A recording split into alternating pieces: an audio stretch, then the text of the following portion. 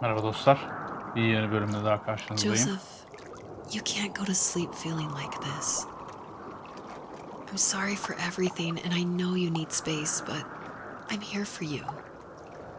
You don't need to feel so Bu şekilde lost. uyuyamazsın diyor. Bu her şey için özür dilerim ama Joseph, boşluğa ihtiyacın have olduğunu I biliyorum ever ama told you what my mother senin was için like? yanındayım diyor. Sana hiç annemin nasıl olduğunu anlatmış mıydım? Ya arkadaşlar siz evli değil misiniz? Bu adam babasıyla hikayesini yeni anlatıyor. Bu annemin nasıl olduğunu sana anlatmış mıyım diyor. Siz ya tamam hikaye anlatımı için güzel bir şey ama bu mantık hatasına bürünüyor bir yerden sonra. Yani siz evlisiniz evde.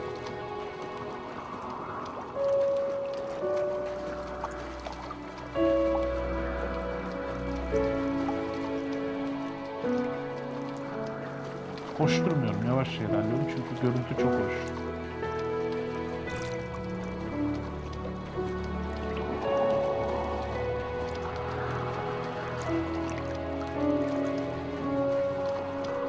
Su sesi, ardındaki piyano beni çok dinlendirici.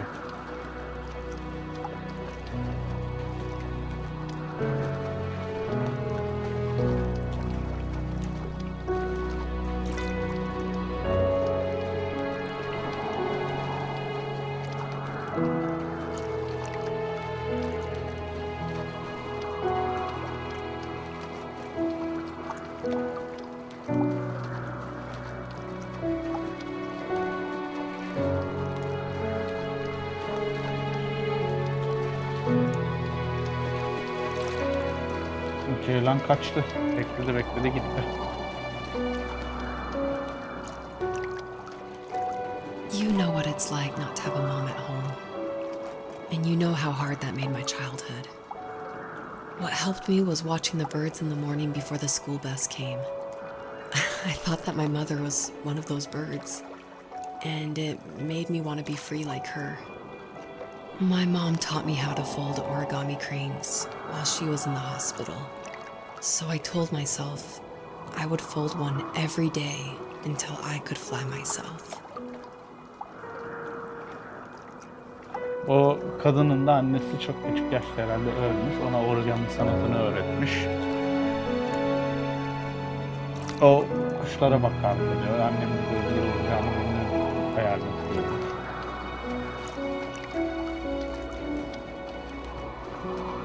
Adamın hikayesi bitti. Şimdi karısının hikayesini dinliyoruz. İkisinin de ölümle ilgili bir tecrübesi var. Bunu paylaşıyorlar. Oyunda bu ölüm tecrübesi üzerine zaten kurulu.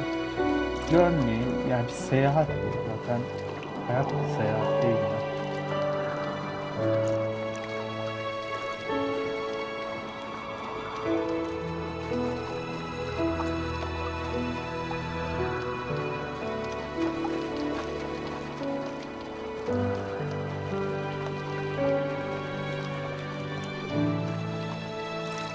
I think we both have always loved animals, and for me that love started with a dog. Sometimes this Rottweiler would come up to our property line and wait at the fence for me, but only once in a while. I was sure to check every day immediately after school, and it usually ended in disappointment. I would even steal money from my passed-out dad just so I could buy these off-brand dog biscuits. Even when she did stop by, she never went beyond the fence. Why was she so scared? Galiba ikimizin de diyor en sevdiği şeyler hep hayvanları oldu. Bazen işte babasından para çalarmış falan bu hayvana bir şeyler alırmış. Zor bir küçüklük geçirmiş yani. O da kadın böyle.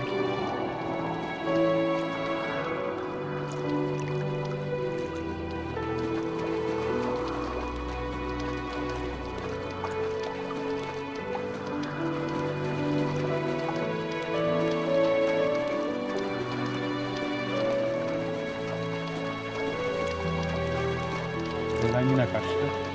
I think my dad was the opposite of your dad in almost every way, except he was in the military as well. He coped with alcohol of every kind. The trailer started falling apart, he got angry, and I withdrew.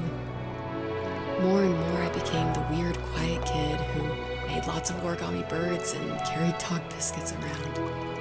I think we were pretty similar when it came to being the weird kids. And that same sincerity in college was one of the reasons I was so drawn to you. Babalarımız birbirine benzemiyor diyor. Yani seninle benzer yönelde çocukları kimmiş ama babalarımız birbirine benzemiyor. Çünkü bunun babası ona oyuncaklar getiriyordu bilmem ne hani ilgilenmeye çalışıyor. Bunun babası tam tersi alkole düşkünlüğüyle falan. Ordudaymış o da. Alkole düşkün olmuş. Ve gittikçe daha çok sinirli bir adam haline geldi ki buradaki içine çekilmiş. İçine kapanık bir çocuk olmuş ve de gittikçe daha da tuhaf bir hal almaya başlamış bu hali. O yüzden college'da, lisede yüksek ihtimalle birbirlerine çekilmelerinin sebebi buymuş yani. College, lise, üniversite herhalde college ya. College. Muhtemelen üniversite olması lazım. Üniversitede sana çekilmenin sebebi buydu. High school ise college, üniversite. Evet, üniversitede sana çekilmenin sebebi buydu. Life got worse and worse. And at one point, I really didn't think I could survive another day with my soul still intact. I had no real friends, let alone neighbors, since we lived in the middle of nowhere. I should have talked to my teacher, but I was scared what he would do if he found out. As I waited for the school bus one morning, I walked around until I found something in an abandoned shed. Something I can't put into words. Gittikçe yalnızlaşmış, yalnız başına kalmış. Komşular, arkadaşla gerçek arkadaşı yokmuş. Komşularından bir fayda görmemiş. Belki bunları diyor öğretmenimle falan paylaşmalıydım ama diyor. Ben babasıyla da ilgili olan olayları. Öğrenecek şeylerden korktum yani. İstememiş onları paylaşmak. I summoned courage I didn't know I had, and I broke into my dad's room and found the key to the shed where he had locked my bike. I'll never forget that feeling of the wind rushing by my ears as the sun rose over fields of wheat. I was flying for the first time. I biked as far as my legs could take me until I found a house that felt friendly and that felt like home. Those strangers helped me in so many ways. And if it wasn't for them, I wouldn't have found my foster family. And if it wasn't for my parents, I wouldn't have met you.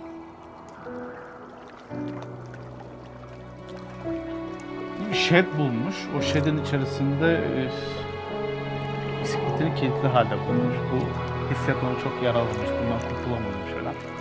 O hissiyattan. Yani onları yaşamasaydım o yüzden senle bir araya gelemezdim belki. İkisinde çok üzücü çocuklukları olmuş.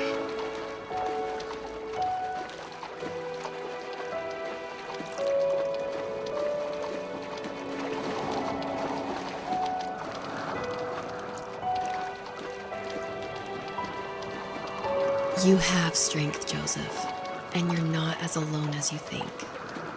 Sen güçlüsün ve It's all sandığın just kadar so yalnız değilsin diyor. pointless. Just waiting for life to happen. It's like having the home I always wanted is cursed out of my reach. The thought of being a parent myself. How could I do that when I couldn't even be a good son? I'm sorry. I know what you're saying. I just don't know how things will work out. These quiet hours will turn into years. We'll wonder which roads passed us by.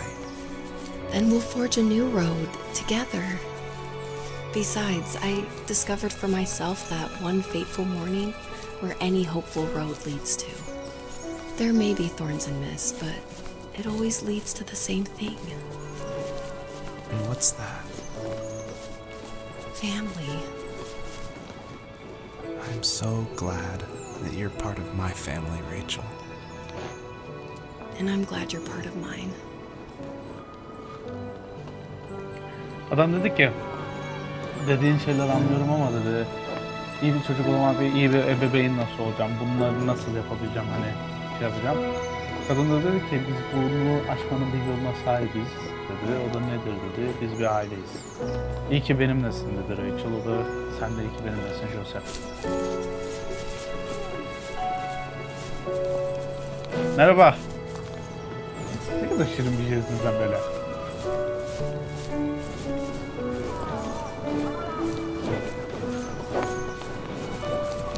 Geyiklerin arasından geçiyoruz.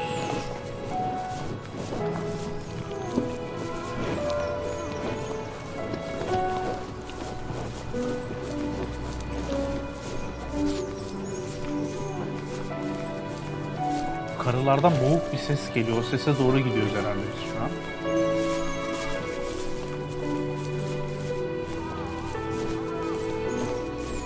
Tilki yavrusu sesi gibi geliyor ama emin değilim. Bakalım.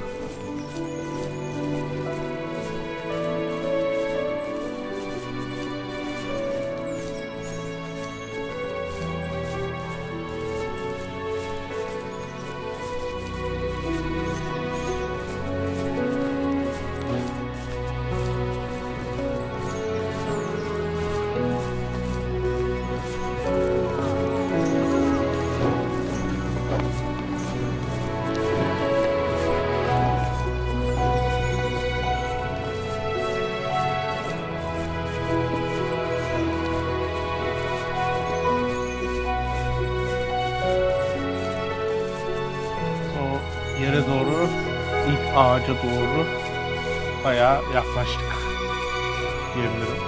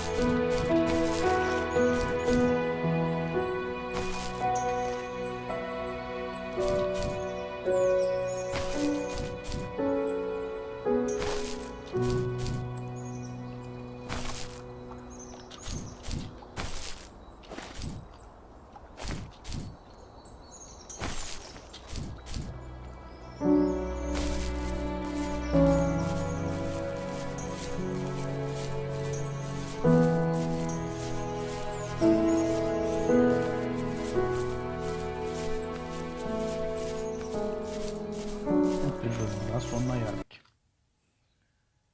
Umarım hoşunuza gidiyordur görüntüler. Umarım zevk alıyorsunuz arkadaşlar. Bu da bu bölümün Fox sonu knew oldu. her last cub would be Yeni bölümde waiting for her görüşmek at the dileğiyle. first tree. Kendinize iyi bakın. She Hoşçakalın must arkadaşlar.